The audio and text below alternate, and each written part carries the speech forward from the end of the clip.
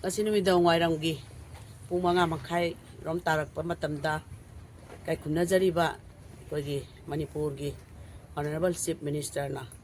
Governor da maki resignation tender tawthukre makna tawbagi maramdi yam sengna ekoi Bharatiya Janata Party gi sarkar si 2017 dagi haurakanda sarkar pairakpaduna Manipurda tongan ba chawkhat thorangda thabak kaya tawbiramba aduga Manipurgi integrity ngaknanabagi damakta mana hotnarakpa mayam adu ekoi hojik oiriba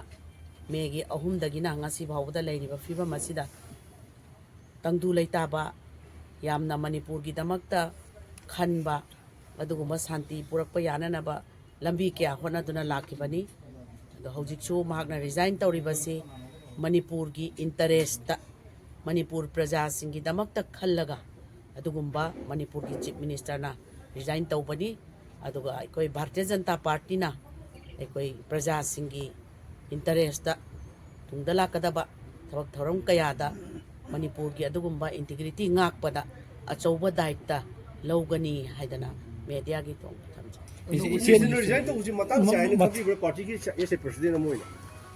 hojik phawbagi da ekoi Honorable Chief Minister resign tawribasi gi makha taba ekoi da hojik report amta leitri mak masamak ekoi Manipurgi interest ta yengaga ai resign tawrage haidana ngasi si ekoi ai samak yauna ekoi governor da dugumba magi resignation submit tawraga ekoi tholok इसे उसी लेनी film study अनौब leadership की वाफम से कमाई ली party की वजह से hojik phawbada ekoi da adugi instruction adugi message amta laktri adu makha taba message la ka da phone resignation से एक्सेप्ट तौर बताओ जो अनु हाबे